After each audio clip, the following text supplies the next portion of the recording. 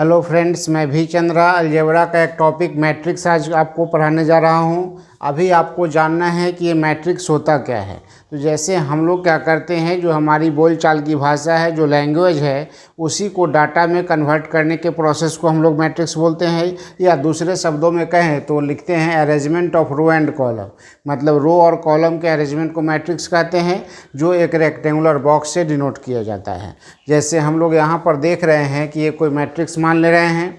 यहाँ पर क्या है, ये 1 1 1 2 1 3, हम लोग इसको 11 12 13 नहीं पढ़ सकते हैं। क्यों नहीं पढ़ेंगे? जैसे फर्स्ट रो और फर्स्ट कॉलम है, इसलिए हम लोग नोटेशन दिए हैं ये 1 1। फर्स्ट रो सेकेंड कॉलम है, हमने नोटेशन दिया ये 1 2। फर्स्ट रो थर्ड कॉलम है, हमने नोटेशन दिया ये 1 3। इसी तरह से यहाँ सेकेंड रो फर्स्ट कॉलम है तो ये 2 1। मतलब यहाँ जो ये टर्म दिया गया है रो और कॉलम को डिनोट करता है। ठीक है, अब इसी रो और कॉलम को तो देख रहे हैं कि इसमें कितना रो दिया गया है, m रो दिया गया है, तो हमने पहले यहाँ पर m लिखा। n कॉलम दिया गया है, हमने इसको डिनोट किया n से। तो ये m इंटू n जो हो गया, इसी को हम लोग क्या बोलते हैं, ऑर्डर, यानी कि मैट्रिक्स का ऑर्डर हो गया। अब आ जाइए, अगर आपसे कोई क्वेश्चन पूछे कि इसका फर्स्ट रो और थर्ड कॉलम का एलिमेंट कौन सा है, तो आप बता सकते हैं कि फर्स्ट रो और थर्ड कॉलम का एलिमेंट हमारा हो गया। बात समझ रहे हैं ना? तो इसी तरह से मैट्रिक्स को अरेंज किया जाता है। अब देखिए कि कंस्ट्रक्शन ऑफ मैट्रिक्स, या इसी को हम लोग फॉर्मेशन ऑफ मैट्रिक्स भी बोलते हैं। तो कंस्ट्रक्शन ऑफ मैट्रिक्स में जानना क्या है कि पहले आपको कुछ कंडीशन दिया जाएगा, क्योंकि आप एलिमेंट देख रहे हैं 1 1 1 2 1 3 है, तो इससे रिलेटेड कोई आपको कंडीशन दे दिया जाएगा। जैसे यहाँ पर लिखा हुआ है कि if A I J equal to है आई प्लस जे बाई 2। आई यहाँ पर डिनोट करता है किसको, रो को, और जे डिनोट करता है कॉलम को। तो अब देखिए यहाँ कहा गया है फाइंड 2 इंटू 2 ऑर्डर मैट्रिक्स, मतलब 2 रो और 2 कॉलम का मैट्रिक्स चाहिए। तो हमने पहले यहाँ पर मान लिया कि लेट ए इक्वल टू ए 1 1, ए 1 2, ए 2 1 और ए 2 2। ये 2 रो और 2 कॉलम का कंडीशन आ गया है। अब आप देखिए क्वेश्चन में दिया गया है कि A I J equal to I plus J by 2। तो इस आई जे को हम लोग यहाँ पर लिख दिए हैं। इस i के जगह 1 है, इस j के जगह भी क्या है, 1 है, तो यहाँ भी हम लोग 1 और 1 लिख सकते हैं। तो 1 प्लस 1 बाई 2 तो कितना 1 आ रहा है। सेम कंडीशन से ये 1 2 का वैल्यू यहाँ पर निकाल दिए, ये 2 1 का वैल्यू निकाल दिए, ये 2 2 का वैल्यू मिल गया है। अब देखिए कि यहाँ a का वैल्यू कितना हो गया, तो जो कंडीशन हम लोग ये दिया गया था उससे वैल्यू निकाले हैं, इस वैल्यू को हम लोग यहाँ पर पुट कर दिए। ये हमारा मैट्रिक्स का फॉर्मेशन हो गया, कोई दिक्कत नहीं। अब देखिए कभी कभी क्या होगा कि जैसे यहाँ पर जो कंडीशन दिया गया है मैट्रिक्स का, तो यहाँ m इंटू n, मतलब ऑर्डर को मल्टीप्लाई करने पर टोटल नंबर ऑफ एलिमेंट पता चलता है। तो यदि क्वेश्चन में कहा जाए कि किसी मैट्रिक्स में 6 एलिमेंट है, कहा गया है इफ़ एनी मैट्रिक्स है 6 element find total number of possible order, उसका ऑर्डर कितना हो सकता है, 6 आप देख रहे हैं नंबर ऑफ एलिमेंट है। तो हमको ये सोचना है कि रो और कॉलम, तो नंबर ऑफ रो जब भी होगा तो इंटीजर होगा, नंबर ऑफ कॉलम भी होगा तो क्या होगा, इंटीजर होगा, फ्रैक्शन तो होगा नहीं। तो यहाँ पर ऐसा 2 इंटीजर को मल्टीप्लाई करना है जो 6 के बराबर आ जाए। तो आप देखिए, क्योंकि यहाँ पर नंबर ऑफ एलिमेंट दिया गया है 6, तो हम लोग इसको 1 इंटू 6 लिख सकते हैं, 6 इंटू 1 लिख सकते हैं, 2 इंटू 3 लिख सकते हैं, और 3 इंटू 2 लिख सकते हैं। अब आप बताइए ऐसा कोई और इंटीजर है जिसका प्रोडक्ट 6 के बराबर आ जाए? नहीं ना। तो यही हम लोग क्या देख रहे हैं कि यहाँ 1 2 3 और 4, मतलब टोटल कितना पॉसिबल ऑर्डर हो सकता है, 4। यही हमारा सॉल्यूशन हो गया। अब चलते हैं हम लोग टाइप्स ऑफ मैट्रिक्स की तरफ। तो टाइप्स ऑफ मैट्रिक्स में हम लोग पहले यहाँ पर देख रहे हैं रो मैट्रिक्स। रो मैट्रिक्स कहने का मतलब है कि वो ऐसा मैट्रिक्स जिसमें केवल एक रो एग्जिस्ट करेगा। तो आप देख रहे हैं यहाँ एक ही रो है ना, ये 1 1 1 2 1 3, इस तरह से 1 n, मतलब नंबर ऑफ रो 1 है और नंबर ऑफ कॉलम n है। तो हमको नंबर ऑफ कॉलम से यहाँ पर कोई मतलब नहीं, हमको नंबर ऑफ रो ही केवल पता होना चाहिए। तो ये क्लियर हो गया कि एक रो है, इसलिए इसको रो मैट्रिक्स बोलेंगे। सेम प्रोसेस से हम लोग चलते हैं कॉलम मैट्रिक्स में। तो जैसे यहाँ पर रो मैट्रिक्स में हमने देखा कि in this matrix only 1 row exist, तो इसको रो मैट्रिक्स बोलेंगे। तो यहाँ पर लिख रहे हैं इन this matrix only 1 column exist, मतलब रो मैट्रिक्स में एक रो होना चाहिए, तो कॉलम मैट्रिक्स में एक कॉलम होना चाहिए। रो की संख्या 1 से ज़्यादा हो सकती है। तो ये हमारा क्या हो गया, कॉलम मैट्रिक्स हो गया है। तो अभी आपने देखा टाइप्स ऑफ मैट्रिक्स में रो मैट्रिक्स और कॉलम मैट्रिक्स। अब इसके बाद फिर हम लोगों को जानना है horizontal matrix, vertical matrix, square matrix, ये सब। तो पहले आप इसको नोट कीजिए, फिर हम लोग आगे बढ़ते हैं, ठीक है। चलिए, तो अब हम लोग देखते हैं हॉरिजॉन्टल मैट्रिक्स। हॉरिजॉन्टल मैट्रिक्स में क्या है कि in this matrix number of row less than number of column, मतलब रो की संख्या कॉलम की संख्या से कम होनी चाहिए। तो देखिए आपको इस तरह से हॉरिजॉन्टल लाइन की तरफ दिख रहा है, इसलिए हम लोग इसको बोलते हैं हॉरिजॉन्टल मैट्रिक्स। फिर हम लोग देखते हैं वर्टिकल मैट्रिक्स। वर्टिकल मैट्रिक्स में होता है in this matrix number of row greater than number of column, मतलब रो की संख्या इसमें ज़्यादा होनी चाहिए। तो आप देख रहे हैं कि 4 रो है और 2 कॉलम, 4×2 ऑर्डर का है। ये ऊपर से नीचे की तरफ लंबाई में आ रहा है, इसलिए इसको हम लोग वर्टिकल मैट्रिक्स बोलते हैं। फिर आ जाता है स्क्वायर मैट्रिक्स। स्क्वायर मैट्रिक्स में क्या है कि यहाँ पर number of row equal to number of column, मतलब रो और कॉलम की संख्या बराबर होनी चाहिए, उसी को हम लोग बोलते हैं स्क्वायर मैट्रिक्स। ठीक, अब देखिए इस स्क्वायर मैट्रिक्स में ये डायगोनल सबको जब मिलाएंगे तो इसको हम लोग बोलते हैं प्रिंसिपल डायगोनल, इसको हम लोग बोलते हैं प्रिंसिपल डायगोनल। और ये जो टर्म आ रहा है ये सेकंड से सेकंड लास्ट को मिलाएंगे तो ये सेकेंडरी डायगोनल। तो सेकेंडरी डायगोनल को हमें कोई यूज नहीं है, हमको केवल चाहिए प्रिंसिपल डायगोनल। तो अब देखिए फिर यहाँ पर आ गया नल मैट्रिक्स, या जिसको जीरो मैट्रिक्स भी बोलते हैं, जिसमें प्रत्येक एलिमेंट जीरो हो जाएगा, उसी को हम लोग नल मैट्रिक्स बोल सकते हैं या जीरो मैट्रिक्स बोल सकते हैं। अब आ जाता है यहाँ पर टाइप्स ऑफ स्क्वायर मैट्रिक्स, मतलब ये स्क्वायर मैट्रिक्स का टाइप हो गया। तो ये क्लियर है कि जो भी होगा स्क्वायर के फॉर्म में होगा, that means number of row equal to number of column. पहला मैट्रिक्स हम लोग देखते हैं डायगोनल मैट्रिक्स। डायगोनल मैट्रिक्स में क्या होता है कि ये हमारा प्रिंसिपल डायगोनल था, तो ये प्रिंसिपल डायगोनल को छोड़कर बाकी सभी सदस्य जीरो हो जाए। यहाँ लिखे भी हैं कि ऑल एलिमेंट्स भी zero except principal diagonal in square matrix.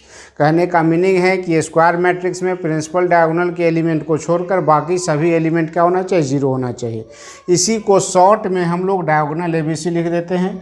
अगर ये डायगोनल ABC लिखा गया है, इसका मतलब है कि ABC और बाकी सब जीरो।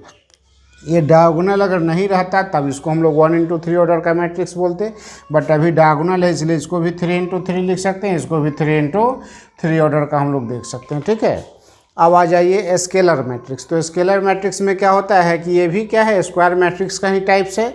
इसमें भी प्रिंसिपल डायगोनल का सभी एलिमेंट क्या होना चाहिए, इक्वल होना चाहिए। इसमें इक्वल नहीं था, ये जो प्रिंसिपल डायगोनल है इसमें इक्वल नहीं था, बट इसमें प्रिंसिपल डायगोनल का सभी एलिमेंट इक्वल आना चाहिए। जैसे यहाँ पर ए है, ए है, ए है, तीनों इक्वल आ रहा है, इसलिए हम लोग इसको क्या बोलते हैं, स्केलर मैट्रिक्स बोलते हैं। फिर आप देख रहे हैं यूनिट मैट्रिक्स, जिसको हम लोग आइडेंटिटी भी बोलते हैं, जिसको आई से डिनोट करते हैं और इसका मैग्नीट्यूड होता है 1। तो इसमें क्या कर रहे हैं कि all elements of principal diagonal भी यूनिटी मतलब 1 होना चाहिए। तो ये प्रिंसिपल डायगोनल के सभी एलिमेंट को 1 से डिनोट करते हैं इन डायगोनल मैट्रिक्स। तो डायगोनल मैट्रिक्स का तो है ही। अब आप बताइए कि इसको ये सेकेंड ऑर्डर का है इसलिए I2 से भी डिनोट कर सकते हैं, या इसके बदले में I भी लिख सकते हैं। यहाँ पर देखिए ये थर्ड ऑर्डर का है इसलिए इसको हम लोग क्या करते हैं, I3 से डिनोट कर सकते हैं या केवल I दे सकते हैं। तो अभी हमने देखा टाइप्स ऑफ मैट्रिक्स। फिर मैट्रिक्स का और सारा टाइप भी पढ़ना है, लेकिन इसके पहले अब हम लोगों को जानना पड़ेगा कि दो मैट्रिक्स इक्वल कब होगा, दो मैट्रिक्स को ऐड करना है, दो मैट्रिक्स को सब्ट्रैक्ट करना है, दो मैट्रिक्स को मल्टीप्लाई करना है, इस सब के बारे में डिस्कस करते हैं। ठीक है, तो पहले इसको नोट कर लीजिए, तब फिर हम लोग आगे डिटेल करते हैं। चलिए अब हम लोग देखते हैं इक्वल मैट्रिक्स।